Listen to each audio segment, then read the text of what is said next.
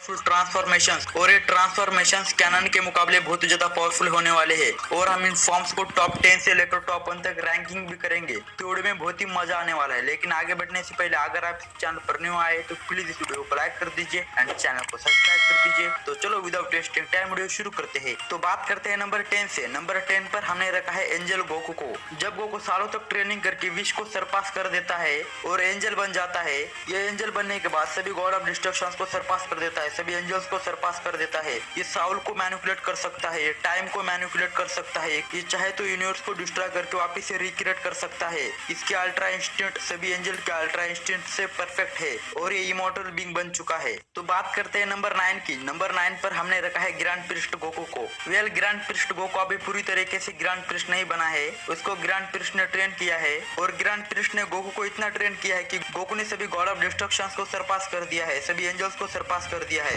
Even वो grand priest के level पर पहुंच गया है एंड उसने अपनी पावर से ओरेन एंड कामिन को बुरी तरह हरा दिया है। और वो ओरेन एंड कामिन से फाइट करते वक्त अल्ट्रा इंस्टिंक्ट में गया था तो उसकी अल्ट्रा इंस्टिंक्ट सभी एंजल के अल्ट्रा इंस्टिंक्ट से अलग लग रही थी और ग्रैंड प्रिस्ट गोकू को एक मल्टीवर्सल बीइंग बताया गया है। तो अभी बात करते हैं नंबर 8 की। नंबर 8 पर हमने रखा है ओमनी गॉड गोकू को। ये गोकू की फॉर्म हमें एनिमी वॉर में देखने को मिली थी। ये अपनी बेस फॉर्म से ही मल्टीवर्स को डिस्ट्रॉय करने की पावर रखता है। जब बीरस ने इसकी पावर लेवल को सेंस किया था तो बीरस शॉक हो गया था और उसने ओमनी गॉड गोकू की पावर को डाइशन का ट्रू फॉर्म जितना बताया था। ये इतना ज्यादा पावरफुल है कि ये किसी को भी वापस से जिंदा कर सकता है, जैसे किसने वेजेटा को किया था और इसको 12 मल्टीवर्सेस का सबसे पावरफुल बीइंग बताया गया है। तो अभी बढ़ते हैं 7 नंबर की तरफ। 7 नंबर पर हमने रखा है ओमनी किंग गोकू को। गोकू ने अपनी सारी लिमिटेशन को ब्रेक करके इतनी बड़ी ट्रेनिंग करी कि उसकी पावर सभी गॉड ऑफ डिस्ट्रक्शन, सभी एंजल्स, इवन ग्रैंड प्रिस्टान जिनों से भी ज्यादा हो गई और तब जाकर बना वो ओमनी किंग गोकू। वो पूरी क्रिएशन पर रूल करता है।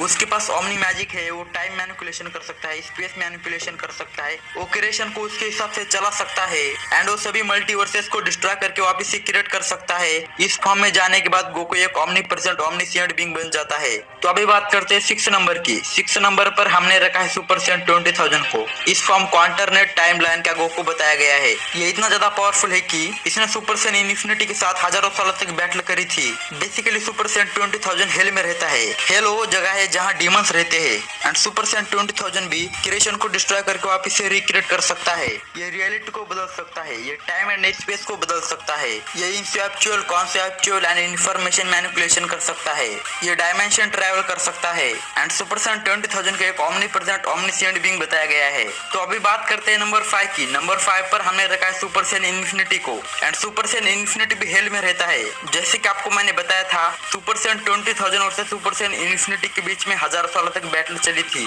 लेकिन इन दोनों में से कोई भी नहीं जीत रहा था, तो इसलिए इन दोनों के बीच में टाई हो जाता है और सुपर सेंट 20,000 को सुपर सेंट इन्फिनिटी के ऊपर रखने का एक ही रीजन है। सुपर सेंट इन्फिनिटी को कहीं ना कहीं सुपर सेंट 20,000 से ज्यादा पावरफुल बताया गया है। बाकी इन दोनों की पावर सिमिलर है और ये भी ओमनीप्रेजेंट ओमनीसिएंट बीइंग है। तो बात करते हैं नंबर 4 की। नंबर 4 पर हमने रखा है सुपर सेंट इन्फिनिटी रेनबो को। तो basically Goku and Vegeta black Goku के साथ फाइट कर रहे थे, तो उस फाइट में गोकू अपने सभी फॉर्म्स को एक साथ यूज करता है और सुपर सेंट रेनबो में चला जाता है, लेकिन वो अभी भी नहीं रुकता है और ऐसा करते करते वो super saint infinity rainbow form में ट्रांसफॉर्म हो जाता है और उसकी पावर्स इन्फिनाइट हो जाती है। ये इतना पावरफुल है कि इसके बेसिक अटैक से ही सभी मल्टीवर्स को डिस्ट्रॉय कर दिया था। ये लाइट को मैनिपुलेट कर सकता है, ये टाइम को मैनिपुलेट कर सकता है, स्पेस को मैनिपुलेट कर सकता है एंड कॉन्सेप्चुअल रियलिटी को मैनिपुलेट कर सकता है और ये अपने रेनबो फॉर्म में जाने के बाद एक प्योर ओमनीप्रेजेंट ओमनीसिएंट बीइंग बन जाता है। तो अभी बात करते हैं इस लिस्ट के टॉप 3 मोस्ट पावरफुल फॉर्म्स की, लेकिन अगर आपको वीडियो पसंद आ रहा है तो प्लीज इस वीडियो को लाइक कर दीजिए। तो अभी बात करते हैं नंबर 3 की। नंबर 3 पर हमने रखा है यूआई इन्फिनिटी गोकू को। ये फॉर्म हमें ट्रू फॉर्म डाइशिनकन के अगेंस्ट देखने को मिली थी।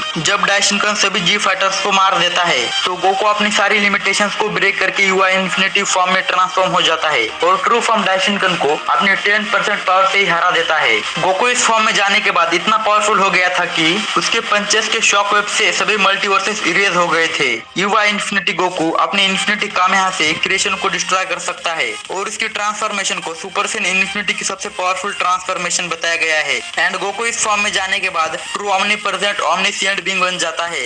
तो अभी बात करते हैं नंबर 2 की। एबिलिटी। नंबर 2 पर हमने रखा है फ्यूचर गोकू को। फ्यूचर गोकू की और एक फॉर्म है जिसका नाम है प्योर इंटरनल फॉर्म, और इस फॉर्म में ट्रांसफॉर्म होने के बाद ये प्योर लाइट में बदल जाता है। इस फॉर्म में जाने के बाद इसको एक ट्रू ऑमनीप्रेजेंट ओमनिशिएंट बीइंग बताया गया है, एंड यही है जो नाई ओमनीपोटेंट बीइंग्स को क्रिएट करता है, उनको इरेज करता है।